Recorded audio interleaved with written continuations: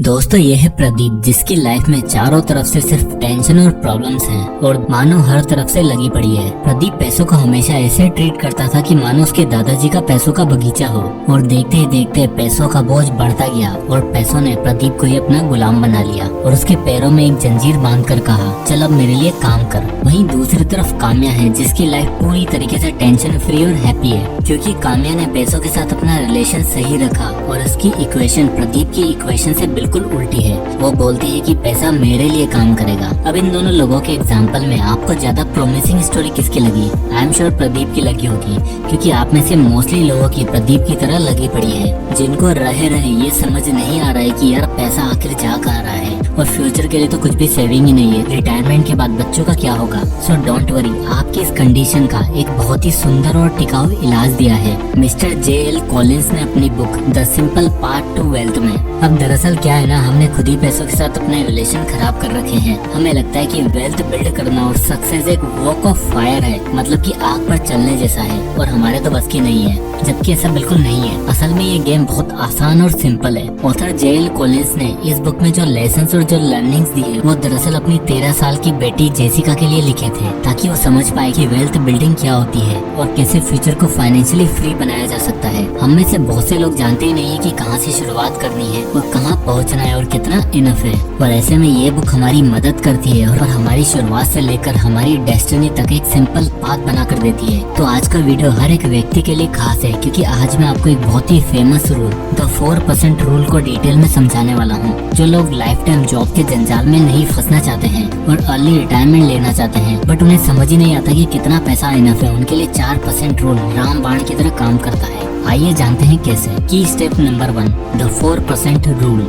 The 4% rule Trinity college के एक professor ने रिटायरमेंट प्लानिंग के लिए ये अमेजिंग रूल बनाया था, जिससे हम ये पता लगा सकते हैं कि at the time of retirement हमारे पास कितनी इन्वेस्टमेंट या कितना पोर्टफोलियो अमाउंट होना चाहिए, जिससे बिना कुछ काम किए भी हम आराम से अपने मंथली खर्चे निकाल पाए और एक स्ट्रेस फ्री फाइनेंशियल लाइफ जी पाए। अब दोस्तों आप खुद ही सोचो, रिटायरमेंट एक ऐसा फेज है जिसमें आप डेली बेसिस पर कोई काम नहीं कर रहे हो, फिर भी आपके ऊपर अपनी वाइफ, अपने 2 बच्चों के खर्चे हैं। अब ऐसे में घर कैसे चलेगा, खर्चे कैसे निकलेंगे? इसलिए 4% रूल कहता है कि आप सबसे पहले अपना एनुअल एक्सपेंसेस कैलकुलेट करो और उसे 4% से डिवाइड कर दो। जो अमाउंट निकल कर आएगा वो आपके लिए आपका टारगेट पोर्टफोलियो अमाउंट होगा, यानी उतना पैसा आपको इन्वेस्ट करके रखना है। आइए इसे एग्जांपल के थ्रू समझते हैं। अक्षत नाम का एक लड़का है जो डेली की एक IT कंपनी में 9 to 5 की जॉब करता है। अब दिल्ली जैसे शहर में रहने का कारण rent, wifi, electricity, food, grocery, travel, shopping, इन सबको मिलाकर उसका महीने का 40,000 रूपए खर्च हो ही जाता है। अब उसने सोचा कि यार रिटायरमेंट की एज तक कितना अमाउंट चाहिए होगा जिससे वो फ्यूचर में पैसों को लेकर कभी परेशान ना रहे, इसलिए उसने इस 4% रूल को समझा। तो 4% रूल के अकॉर्डिंग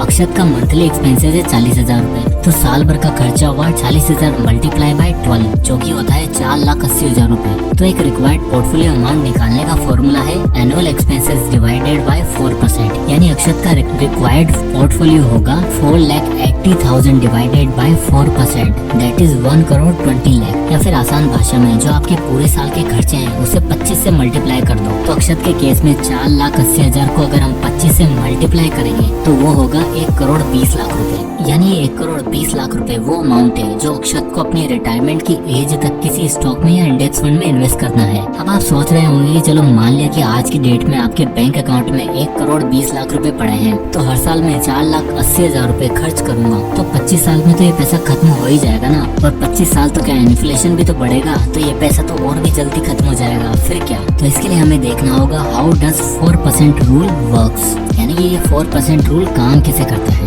तो इन्फ्लेशन के साथ ये रूल वर्क करेगा या नहीं, इसे समझते हैं। तो दोस्तों इंडिया का एवरेज इन्फ्लेशन रेट है अराउंड 7%, यानी आज अगर कोई चीज 100 रुपए की है तो 1 साल बाद वो सामान आपको 107 रुपए या 108 रुपए का मिलेगा। और इसी के पैरेलल हम अपने निफ्टी 50 इंडेक्स फंड को रखें तो पिछले 10 सालों में इंडेक्स फंड ने 14 से 15% तक का एनुअल रिटर्न दिया है। यानी अगर आप आज निफ्टी 50 इंडेक्स फंड में 100 रुपए इन्वेस्ट करते हो तो हो सकता है आपको अगले साल 114 या 115 रुपए देखने को मिले। पर फिर सवाल आता है कि 4% रूल काम कैसे करेगा, कभी हमें ज्यादा पैसों की जरूरत पड़ गई तो चलिए सारे डेटा को हम इन एक्सेल शीट से समझेंगे। तो सबसे पहले हमने देखा कि आपके साल के खर्चे हैं 4,80,000 रूपए। तो जैसा कि हम इस शीट में देख सकते हैं कि पहले साल का एक्सपेंसेस है 4,80,000 रूपए और हम मान लेते हैं कि इन्फ्लेशन 7% से हर साल बढ़ रहा है, तो दूसरे साल आपके एक्सपेंसेस हो जाएंगे 5,13,600 रूपए। इस तरह तीसरा साल आपको खर्चे के लिए चाहिए होंगे 5,49,552 रूपए। तो हर साल आपके एक्सपेंसेस महंगाई की वजह से बढ़ते जाएंगे।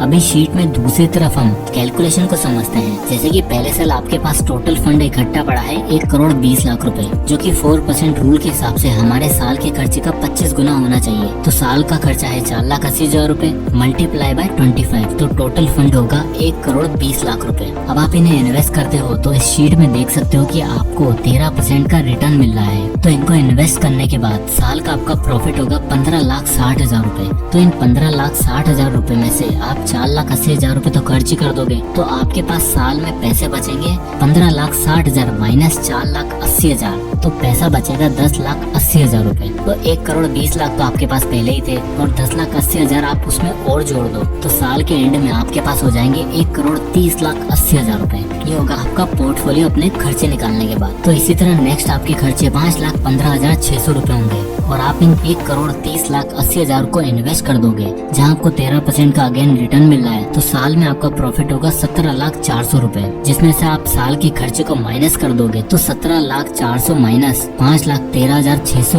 तो आपके पास बचेंगे 11,80,800 रूपए। तो साल के एंड में आपका पोर्टफोलियो होगा 1,42,66,800 रूपए। तो इसी तरह आप इस एक्सेल शीट में नीचे आते जाओगे तो आपको दिखेगा कि आपका पैसा कभी खत्म नहीं होने वाला है। और जहाँ पहले साल आपके पास 1,20,00,000 थे, तो इस शीट में जब आप 10वें साल में आओगे तो आपका टोटल पोर्टफोलियो 2,93,15,480 रूपए हो चुका होगा। तो आप कोई भी काम नहीं करोगे और आराम करोगे तो सारे खर्चे निकालने के बाद भी आपका पैसा हमेशा ग्रो ही होता रहेगा। तो ये तो थी पहली कैलकुलेशन। अब आप बोलो कि यार मेरा साल का खर्चा तो 4,80,000 रूपए ही है, बट अभी मेरे पास जो मेरे पूरे साल के खर्चे हैं उसका 25 गुना पैसा तो नहीं है, बट 10 गुना पैसा ही है। यानी कि लगभग अभी आपके पास 1,20,00,000 ना होकर 50 लाख है। तो क्या इतना पैसा इनफ रहेगा क्या? तो वेल इसका आंसर भी काफी इंटरेस्टिंग है। तो इस सेकंड एक्सेल शीट से हम ये भी कैलकुलेशन करके देख लेते हैं कि 10 गुना पैसा आपके लिए इनफ रहेगा या नहीं। चलो, तो जैसे कि सेकंड शीट में हम देखते हैं कि हमारे साल के एक्सपेंसेस वही 4,80,000 है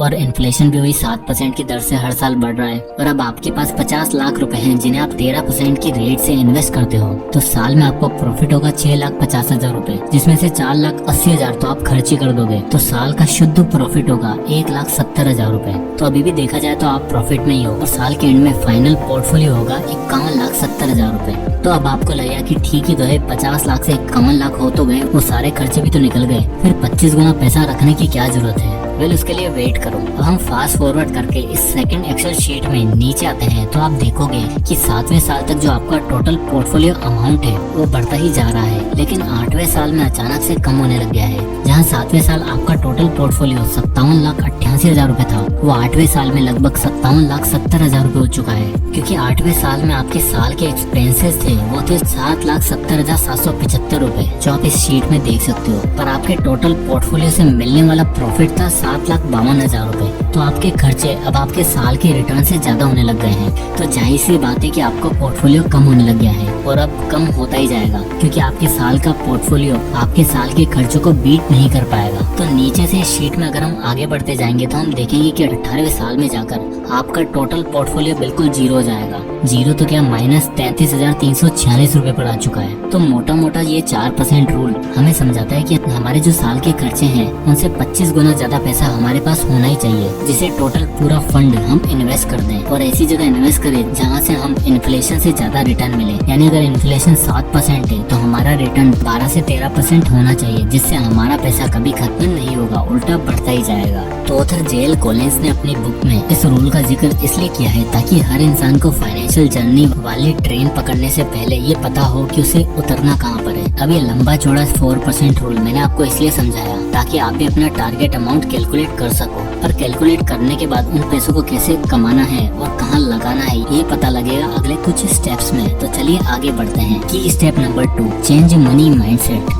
4% रूल समझने के बाद और अपना रिक्वायर्ड पोर्टफोलियो अमाउंट निकालने के बाद जो सबसे पहला काम आपको करना है वो है अपना माइंडसेट बदलना। हमारी सबसे बड़ी दिक्कत यही है कि हम मनी से रिलेटेड, फ्यूचर प्लानिंग से रिलेटेड टॉपिक को फॉर ग्रांटेड ले लेते हैं। जब होगी तब देखी जाएगी वाला एटीट्यूड रखते हैं और इस चक्कर में आकर हम मनी को ठीक से समझ ही नहीं पाते। हम उसे एज ए लायबिलिटी यूज करते हैं, यानी ऐसी जगह पर खर्चा करते हैं जहाँ से और खर्चा होने के चांसेस रहते हैं और जिससे जीरो रिटर्न मिलता है। शुरुआत में तो ये सब ऐशो आराम बहुत अच्छे लगते हैं, पैसा हाथ की मेल है, ये सुन के बस उड़ाते चले जाते हैं। और खुद के पास नहीं होते तो दोस्तों से ले लेते हैं, पापा से ले लेते हैं, और कोई नहीं मिलता तो क्रेडिट कार्ड ही ले लेते हैं। और इन सभी चक्करों की वजह से ये सुंदर स्वर्ग जैसी दिखने वाली जिंदगी नरक लगने लगती है और हमें जगह जगह मुंह छुपाए घूमना पड़ता है कि यार कहीं कोई पैसे न मांग ले। और इसी वजह से हम हमेशा पैसों के गुलाम बने रहते हैं, उसे अपना बॉस मान लेते हैं। बल्कि होना ये चाहिए कि आपको आपके पैसों को एज ए एसेट यूज करना चाहिए, यानी उससे ऐसी चीज खरीदनी चाहिए जो आपको सच में कुछ रिटर्न्स दे और फ्यूचर को लेकर एक सिक्योरिटी दे। लाइक आप स्टॉक्स खरीद सकते हो, बॉन्ड्स खरीद सकते हो जो आपको जिंदगी भर रिटर्न्स देंगे और पैसा आपका बॉस नहीं बल्कि आपका दोस्त बनकर रहेगा। सो वेल्थ क्रिएशन के लिए कृपया पैसों के टॉपिक को फॉर ग्रांटेड ना लें और पिताजी की संपत्ति समझकर माइंडलेसली खर्चा ना करें, बिकॉज आप उसे जिस तरह से खर्च करोगे आपका रिलेशनशिप उसी हिसाब से बनता चला जाएगा। So use money for acquiring assets. की step number 3, index funds are the way. तो दोस्तों ऑथर बताते हैं कि इंडेक्स फंड में इन्वेस्ट करना उनकी लाइफ का सबसे गेम चेंजिंग डिसीजन था, इसलिए वो अपने हर पॉइंट में, अपने हर रूल में इंडेक्स फंड का जिक्र जरूर करते हैं, क्योंकि उनका मानना है कि आपको अगर अपने लिए एक बेटर रिटायरमेंट प्लानिंग करनी है तो index fund are the way to do it. आखिर ऐसा क्यों? तो इसके पीछे सबसे बड़ा रीजन है कि एक नया इन्वेस्टर जो मार्केट में आते ही कंफ्यूज हो जाता है, ये वाला स्टॉक्स उठाऊं, इस कंपनी में पैसा इन्वेस्ट करूं, रिटर्न अच्छा मिलेगा या फिर नहीं, और इसी कंफ्यूजन में वो किसी कंपनी को सिलेक्ट कर उसमें इन्वेस्ट करना शुरू कर देता है और दे दनादन इन्वेस्टमेंट करता चला जाता है, जिससे होता ये है कि अगर उस कंपनी को लॉस हुआ तो उसका पूरा का पूरा पैसा डूबने के चांसेस रहते हैं। पर इंडेक्स फंड जैसे कि इंडिया की सेंसेक्स और निफ्टी 50 इंडेक्स फंड है, इस प्रॉब्लम को पूरी तरीके से सॉल्व कर देते हैं, क्योंकि इसमें इंडिया की टॉप 30 या टॉप 50 कंपनियां लिस्टेड होती हैं और जिस कंपनी का परफॉर्मेंस खराब होता है ये उसे अपनी लिस्ट से हटाकर दूसरी ग्रोइंग कंपनी को ले आते हैं, जिससे इन्वेस्टर का पैसा डूबती हुई कंपनी के साथ डूबता नहीं बल्कि अलग अलग कंपनी में होने के कारण सेफ रहता है। और जैसे कि मैंने आपको बताया कि निफ्टी 50 इंडेक्स फंड में लास्ट कुछ सालों में 13 से 14% का रिटर्न ऑफर किया है। तो अगर आप सोच रहे हो अपनी रिटायरमेंट प्लानिंग करने का तो index fund are the way. तो अगर आप भी अपने लिए बेटर फाइनेंशियल फ्यूचर चाहते हैं तो आज से ही 4% रूल को अपनी लाइफ में अपनाएं। पैसों को लेकर अपने माइंडसेट को थोड़ा बदलिए और जितना जल्दी हो सके उतनी जल्दी इन्वेस्टमेंट शुरू करें। तो आई होप कि ये 4% रूल आपको अच्छे से समझ आया होगा। तो मुझे कमेंट करके बताएं कि आपका रिक्वायर्ड पोर्टफोलियो कितना आ रहा है। तो अगर ये वीडियो पसंद आया हो तो इसे लाइक करें और ज्यादा से लोगों तक शेयर करें।